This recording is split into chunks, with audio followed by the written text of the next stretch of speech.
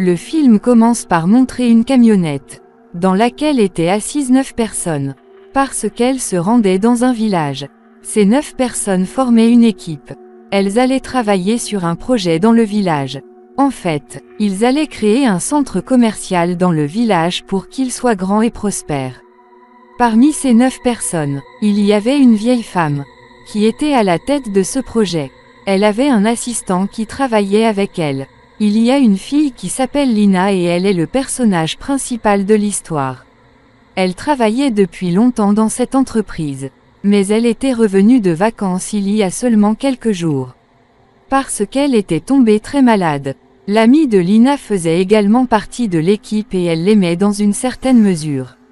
Quelques autres travailleurs qui faisaient partie de ce projet. Et maintenant, ces gens arrivent dans ce village. Ils arrivent dans cette zone, là où le centre commercial devait être construit, mais cet endroit est très désert. Donc quelque part ces gens ont senti que c'était un projet raté. Mais la responsable du projet et son partenaire, Jonas, était l'air très heureux et énergique à propos de ce projet. Et maintenant, après avoir visité cette zone, tout le monde se rend à l'hôtel, où ils devaient séjourner. Ici, ils ont été accueillis par 4 personnes, qui dirigeaient cet hôtel, parmi lesquelles le directeur de l'hôtel, un chef cuisinier, et il y avait aussi un ouvrier qui faisait de petits travaux. Et il y avait un guide touristique, qui faisait des visites aux gens qui viennent à l'hôtel. Désormais, le propriétaire de l'hôtel divise tout le monde en équipes de 2. Et donne à chacun les clés de sa chambre. Après s'être reposés, ces personnes recommencent à parler de leur projet. Pendant que le chef cuisinait dans la cuisine, le gaz est tombé en panne. Alors il s'assoit dans la voiture et se dirige vers la ville pour faire le plein d'essence. Mais la voiture s'est arrêtée et quand il est sorti de la voiture, il a vu, le pneu a été crevé parce qu'un bâton en bois s'est coincé dans le pneu. Le chef était en train de vérifier le pneu, lorsqu'il a commencé à entendre des bruits étranges venant de la forêt.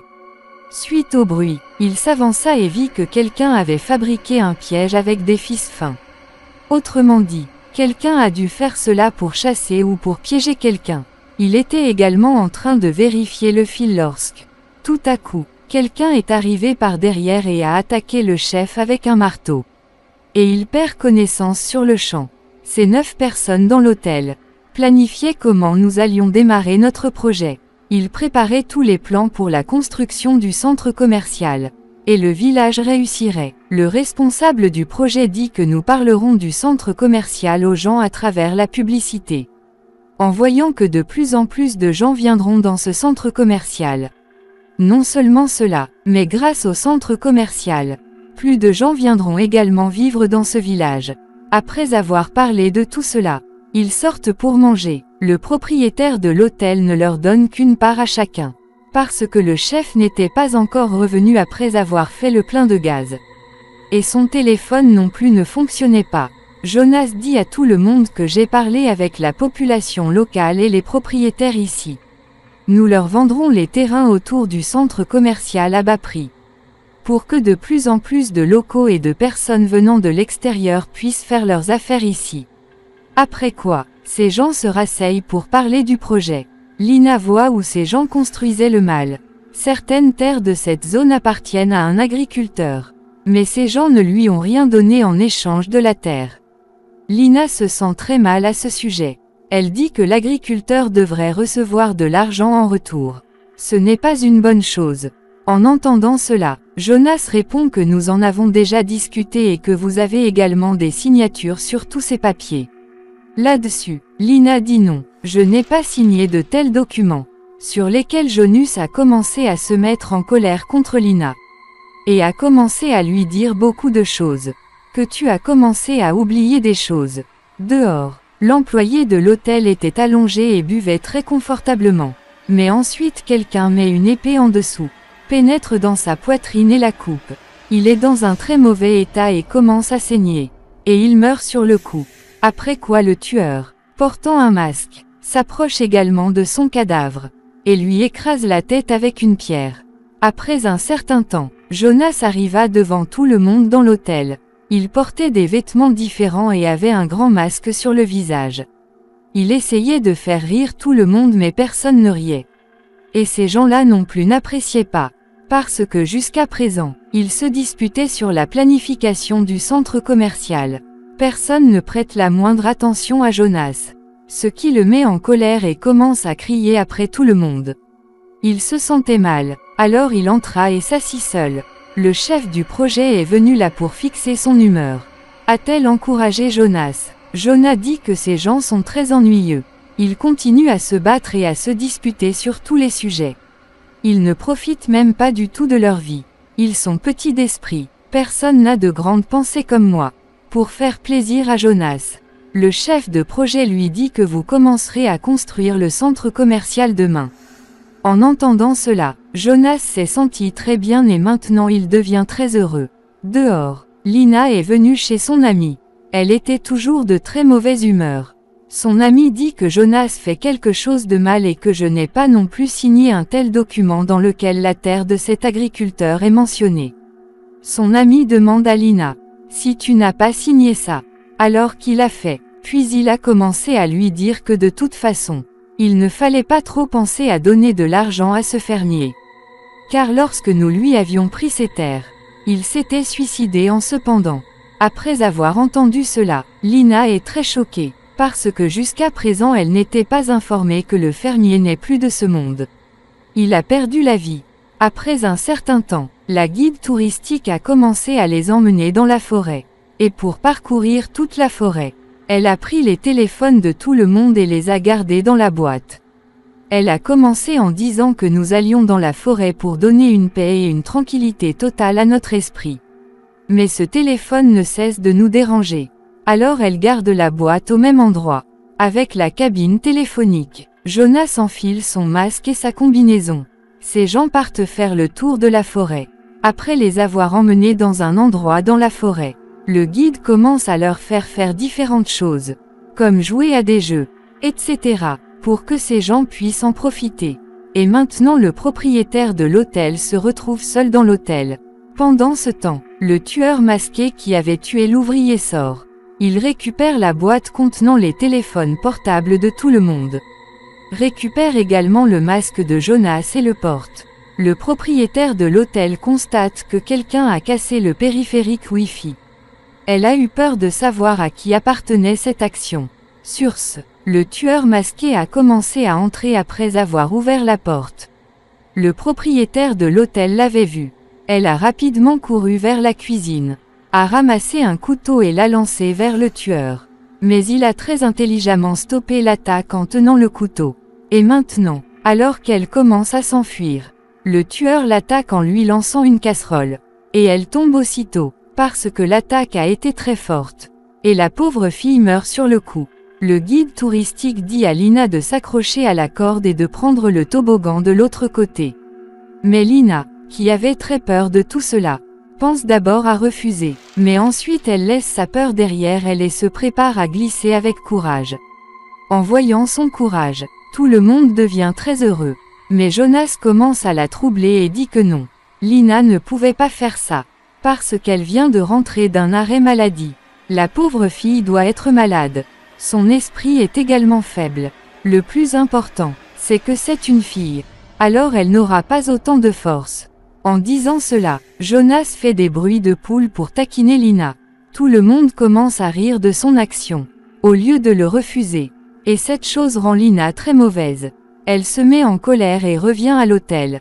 Elle va directement dans la chambre de Jonas et commence à vérifier son ordinateur portable. Où elle apprend que Jonas a fraudé avec ma signature.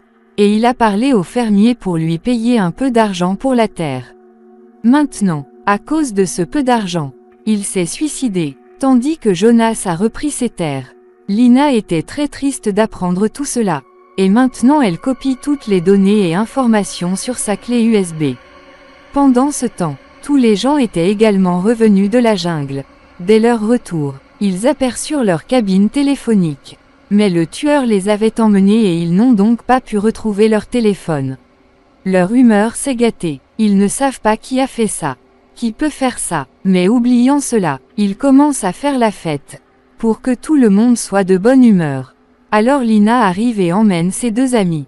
Elle insère une clé USB dans l'ordinateur portable de son ami et voit dont elle copie les données depuis l'ordinateur portable de Jonas. Ils ont compris qu'aucune grande entreprise ne viendrait ici. En fait, une entreprise avait proposé à Jonas, s'il commençait quand même à construire un centre commercial dans ce village. Et même s'il le laissait inachevé. Mais en échange, il obtiendrait un emploi à un poste très élevé à Dubaï. Le guide touristique cherchait depuis longtemps le propriétaire de l'hôtel. Mais ne la trouvant pas, elle entra dans l'hôtel. Lorsqu'elle est arrivée à la cuisine, elle a vu que quelqu'un avait tué le propriétaire de l'hôtel et l'avait pendu au réfrigérateur. Le cadavre était dans un mauvais état, ce qui fait que le guide touristique a très peur. Elle commence à s'enfuir, et le tueur arrive par derrière et la fait tomber en la frappant avec un marteau. Parfois, il la frappe à la tête avec le marteau, et parfois au visage. À cause de cela, elle se blesse beaucoup, et puis il la bat tellement que sa tête est écrasée avec un marteau, et elle meurt d'une mort douloureuse. Son sang se répand partout. Après avoir connu la vérité sur Jonas, Lina sort pour le confronter, mais Jonas lui demande de parler seul. Alors qu'ils entrent tous les deux dans la pièce pour discuter, Jonas commence à parler de choses étranges. Puis il dit également à Lina que si tu la fermes, je te trouverai un emploi dans un bon poste à Dubaï. Lina lui dit que j'ai des preuves contre toi dans la clé USB. Puis elle part de là sans rien dire d'autre.